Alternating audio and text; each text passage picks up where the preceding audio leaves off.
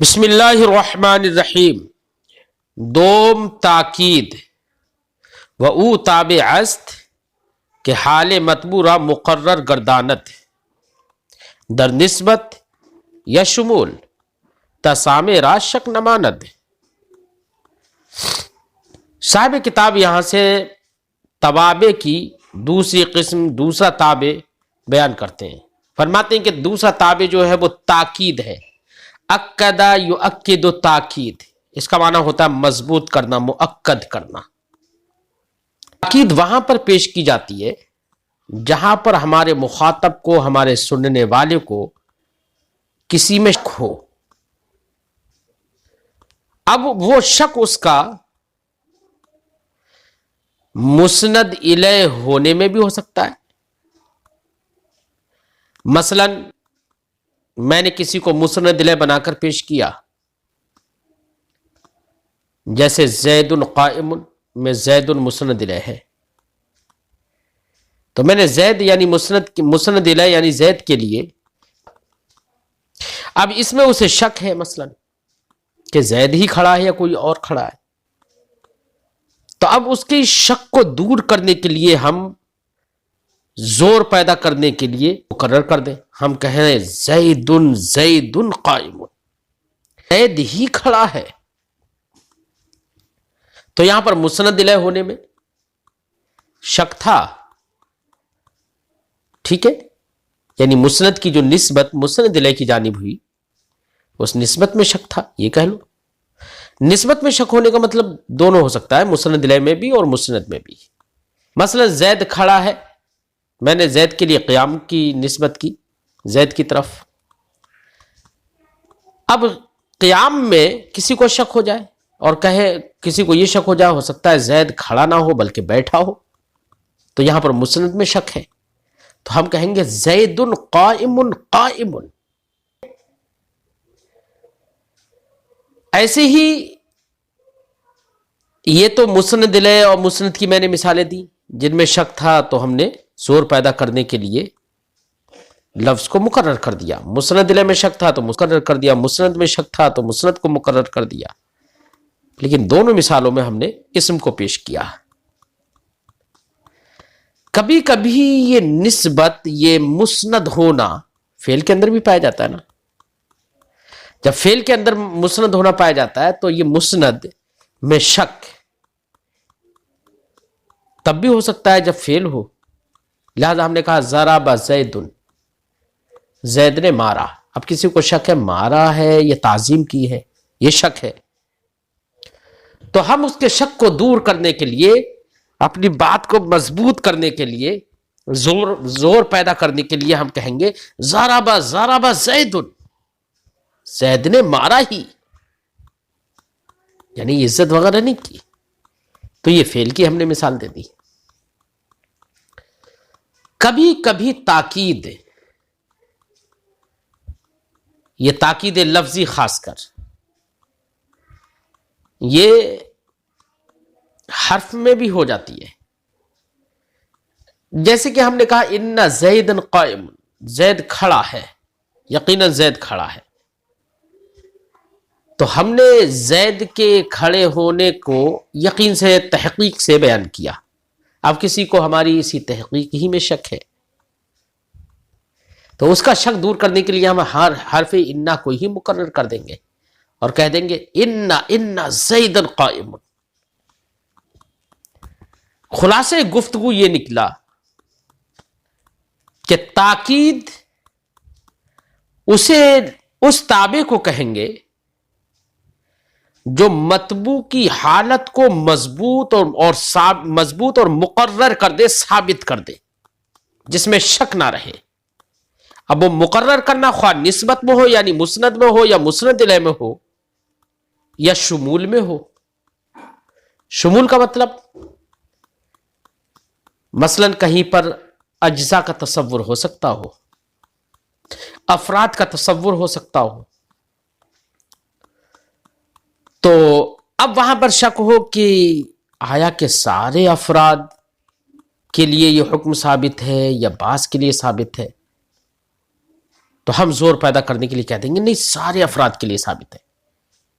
جیسے سجد الملائکۃ، تو الملائکۃ کہا نا، جمع لفظ بولا. اب جمع میں کوئی شک یہ کر سکتا ہو سکتا ہے کہ یہاں پر جمع لفظ بولا ہو اور کوئی ایک فرشتے نے سجدہ کیا ہو، سب نے نہ کیا ہو، کیونکہ بہت سارے افراد ہیں یہاں پر. اب یہاں پر افراد کے شمول میں اسے شک ہوا، تو اب یہاں پر شمول میں زور پیدا کر دیں گے اور کہیں گے نہیں، سب شامل ہیں. قرآن نے فرمایا سجد الملائکۃ کلہم، سب فرشتوں نے کیا سجدہ. اب یہاں پر کوئی شک نہیں رہا. بات سمجھ میں آ گئی؟ تو تاکید کسے کہیں گے؟ تعریف معلوم ہو گئی. ہماری اسی تقریر سے آپ کو تاکید کی دو قسموں کی طرف بھی اشارہ مل گیا. ہم نے پہلی جو مثالیں دی تھیں وہ سب ایسی مثالیں تھیں جن میں ایک لفظ کو مکرر کیا جا رہا تھا. جہاں پر لفظ کی تکرار ہو، لفظ کو مکرر کر کے زور پیدا کیا جائے تو اس کو تاکید لفظی کہتے ہیں، اور جہاں پر لفظ کو مکرر کیے بغیر زور پیدا کر دیا جائے، معنی میں زور پیدا کر دیا جائے تو اس کو تاکید معنوی کہتے ہیں. لفظ مکرر نہ ہو تو اس کو تاکید، لیکن زور پیدا ہو جائے تو اس کو تاکید معنوی کہتے ہیں. تو تاکید کی دو قسمیں سمجھ میں آ گئی، تاکید لفظی اور تاکید معنوی. بات سمجھ میں آ گئی؟ فرماتے ہیں دوم تاکید، دوسری قسم ہے تاکید. وَأُ تابع است، فرماتے تاکید وہ تابع ہے کہ حال مطبورہ مقرر گردانت، جو مطبوع کے حال کو مقرر اور ثابت کر دے، مضبوط کر دے. اب وہ مضبوط کرنا دو طرح سے ہو سکتا ہے، در نسبت، نسبت میں یعنی مسند ہونے میں یا مسند الیہ ہونے میں، یا شمول، یا شمول میں جہاں پر افراد اور اجزاء کا تصور ہو. جہاں پر چیز کے اجزاء اور افراد ہوں تو وہاں پر شک ہو شامل ہونے میں کہ سارے افراد کو لیے شامل ہے یا نہیں ہے، تو وہاں پر زور پیدا کر دیں کہ سارے افراد شامل ہیں، جیسے ہم نے مثال دی تھی. یہ تاکید کیوں پیش کی جاتی ہے؟ تا سامع را شک نہ ماند، تاکہ سامع کو شک نہ رہے. فرماتے وہ تاکید بر دو قسم، تاکید دو قسموں پر ہے، لفظی و معنوی. ایک تاکید تاکید لفظی اور ایک تاکید معنوی. در حقیقت یہ تاکید جو قسمیں بتا رہے ہیں نا، یہ تاکید لغوی کی قسمیں ہیں. تاکید اصطلاحی تو نسبت ہی میں ہوتی ہے، یعنی مسند یا مسند الیہ میں. اور مسند و مسند الیہ چونکہ اسم یا فعل ہی ہوتا ہے، اس لیے تاکید اصطلاحی تو نہیں ہوگی یہ، بلکہ تاکید لغوی کی یہ دو قسمیں ہوگی. اور تاکید لغوی حرف میں بھی جاری ہوتی ہے، اس لیے صاحب کتاب نے حرف کی بھی مثال دی ہے. فرماتے ہیں وہ تاکید بر دو قسم، تاکید، اسی لیے مصنف نے یہاں پر تاکید دوبارہ سے ذکر کر دیا، ورنہ تو پہلے تاکید کا ذکر ہو چکا تھا. تو اب یہاں پر صرف اتنا کہہ دیتے وہ بر دو قسم، صرف اتنا کہہ دیتے ضمیر لے کر آ کے. وہ تاکید بر دو قسم، تاکید دو قسموں پر ہے، لفظی و معنوی، لفظی اور معنوی. تاکید لفظی بتکرار لفظ است، تاکید لفظی جو ہوتی ہے لفظ کے تکرار سے ہوتی ہے. جیسے زید قائم، مسند الیہ مقرر کر دیا. ضرب زید، یہاں پر مسند کو مقرر کر دیا. ان زیدن، یہاں پر حرف، زیدن قائم، یہاں پر حرف کو مقرر کر دیا. فرماتے وہ تاکید معنوی بہشت لفظ است، تاکید معنوی 8 لفظوں سے ہوتی ہے. 8 لفظوں میں 2 لفظ ایسے ذکر کریں گے جو واحد، تثنیہ اور جمع تمام کے لیے استعمال ہوتے ہیں. یعنی واحد کے لیے اگر ہم کسی ایک میں زور پیدا کرنا ہو تو اسی کو مفرد لے کر آ جائیں گے. 2 میں زور، 2 کا یعنی تثنیہ میں زور پیدا کرنا ہو تو اس کو مثنیٰ لے کر آ جائیں گے، اور جمع میں زور پیدا کرنا ہو تو اس کو جمع لے کر آ جائیں گے. تو 2 لفظ نفس اور عین، یہ 2 لفظ ایسے ذکر کریں گے کہ جو واحد، تثنیہ اور جمع ہر ایک کی تاکید بن سکتا ہے. لیکن کس طور سے؟ اس طور سے کہ ان کو واحد تثنیہ جمع بنانا پڑے گا. اور کلا اور کلتا دو لفظ ایسے ذکر کریں گے جو صرف اور صرف تاکید مثنیٰ کی ہوتے ہیں. کلا مذکر مثنیٰ کی اور کلتا مؤنث مثنیٰ کی. اور لفظ کل، اجمع، اکتا، ابتا، ابشع، یہ الفاظ ذکر کریں گے کہ ان سے بھی تاکید ہوتی ہے. لیکن ان تمام سے تاکید ان چیزوں کی ہوتی ہے جو اجزا والے ہوں یا جن کے افراد متصور ہوں. فرماتے ہیں نفس و عین و کلا و کلتا و کل و اجمع و اقطع و ابتع و ابشع، یہ 8 الفاظ ہیں جو تاکید کے لیے آتے ہیں، تاکید معنوی کے لیے آتے ہیں، معنی میں زور پیدا کرتے ہیں. ایک لفظ کو مقرر نہیں کیا جاتا ہے. یہاں مثال دے رہے ہیں، جیسے جاءنی زید النفس، میں نے کہا جاءنی زید، زید آیا. اب کسی کو مسند میں یہاں پر شک ہو سکتا ہے کہ زید ہی آیا، زید کے علاوہ کوئی اور آیا، اس کا غلام آیا، یا اس کا کوئی فرستادہ، کوئی بھیجا ہوا اس کی جانب سے وکیل آیا. شک ہو سکتا ہے. اب ہم نے اس شک کو دور کر دیا اور ہم نے کہا جاءنی زید النفس، خود زید آیا. اب نفس یہاں پر لفظ کی تکرار نہیں ہے، لیکن معنی میں تکرار کیسے ہے کہ نفس ہو سے مراد ہے خود زید، تو معنی میں تو تکرار ہو گئی ہے نا. تو معنوی تاکید ہے، یہ لفظی تاکید نہیں ہے.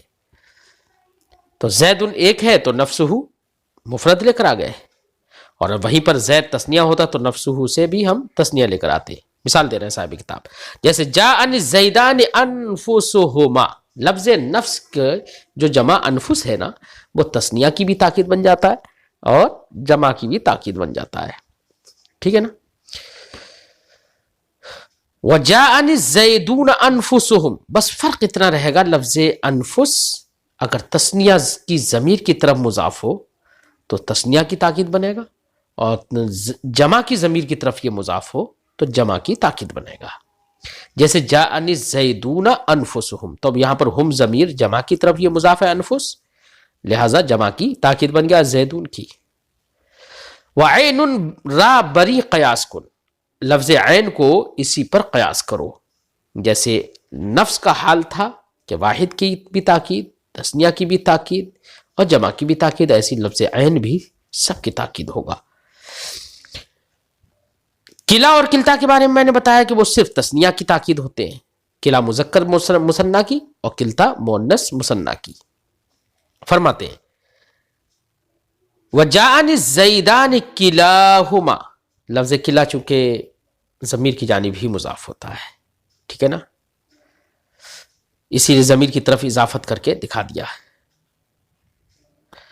ہے تاکید کے وقت. اور اگر یہ تاکید کے لیے نہ ہو، اس طور سے کہ تابع نہ بنے، بلکہ براہ راست یہی خود مسند یا مسند الیہ بن جائے، تو ایسی صورت میں یہ اس میں ظاہر کی جانب بھی مضاف ہو جاتا ہے. جیسے میں نے کہا جاءنی کلا الرجلین، تو الرجلین کی جانب یہ مضاف ہو گیا. کیوں؟ اس لیے کہ یہ خود ہی براہ راست فاعل بن رہا ہے. ٹھیک ہے نا. لیکن جب یہ تابع ہو، تاکید ہو، تو یہ ضمیر ہی کی جانب مضاف ہوگا، اور اس میں جو ضمیر ہوگی، جس ضمیر کی جانب یہ مضاف ہوگا، وہ ضمیر لوٹے گی مطبوع کی جانب. ایسے ہی کلتا کو بھی تصور کریے. وجاءنی الزیدان کلاہما، میرے پاس دونوں زید آئے. ٹھیک ہے، زور پیدا کر دیا. والہندان کلتاہما، اور دونوں ہندائیں. اب دیکھو ہندان مؤنث ہے تو کلتاہما مؤنث لے کر آگے نا. وکلا وکلتا خاص اند بمثنى، کلا و کلتا یہ مثنیٰ کے ساتھ خاص ہے. وجاءنی القوم كلهم اجمعون واقطعون واتبعون ابتعون وابصعون، میرے پاس پوری قوم آئی، سب کے سب آئے. اب اقطعو، ابتعو، ابصعو اقطعو، یہ ان سارے الفاظ کے معنی وہی ہیں جو اجمعو کے ہیں، یعنی سب کے معنی میں. لفظ اجمعو جو ہے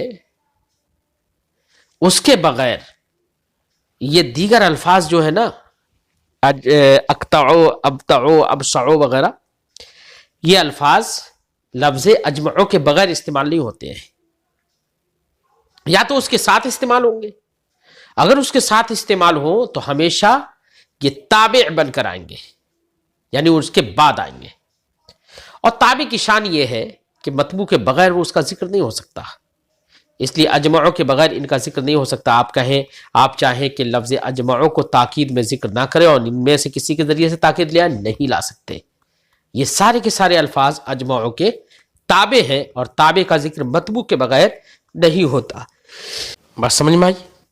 ایسے ہی آپ کو یہ بھی سمجھ لینا چاہیے کہ کوئی بھی تابع اپنے مطبوع پر مقدم نہیں ہوتا. لہذا جب یہ الفاظ اجمعوں کے تابع ہیں تو تابع کے بغیر بھی یہ مذکور نہیں ہوں گے، تابع کے بغیر بھی ان کا استعمال نہیں ہوگا بطور تاکید، اور تابع سے وہ اجمعوں سے پہلے بھی ان کا ذکر نہیں ہوگا. نہ اجمعوں کے بغیر ان کا ذکر ہوگا، نہ ہی اجمعوں سے پہلے ان کا ذکر ہوگا، کیونکہ یہ تابع ہے اجمعوں کے، اور تابع مطبوع کے بغیر بھی مذکور نہیں ہوتا اور مطبوع سے پہلے بھی نہیں ہوتا. تابع بالحیث ہوا تابع، تابع ہونے کی حیثیت سے مطبوع سے پہلے نہیں ہو سکتا، اور ایسے ہی مطبوع کے بغیر نہیں ہو سکتا. اس لیے صاحب کتاب کہیں گے کہ یہ الفاظ سب کے سب اجمعوں کے تابع ہیں. تو مثالیں دے دیے، فرماتے ہیں بنا کے آپ جان لیجئے، اقطعو و ابتعو و ابصعو اتباعا باجمعو، یہ سب کے سب اتباع ہیں یعنی تابع ہیں اجمعوں کے. جب اجمعوں کے تابع ہیں تو تابع میں نے بتایا تھا کہ تابع مطبوع سے پہلے بھی نہیں ہوتا اور مطبوع کے بغیر بھی نہیں ہوتا. اسی کو صاحب کتاب فرماتے ہیں پس بدون اجمع نہ آئند، لہذا اجمعوں کے بغیر نہیں آئیں گے یہ. وہ مقدم بر اجمع نباشد، ایسے ہی یہ اجمعوں پر مقدم بھی نہیں ہوں گے.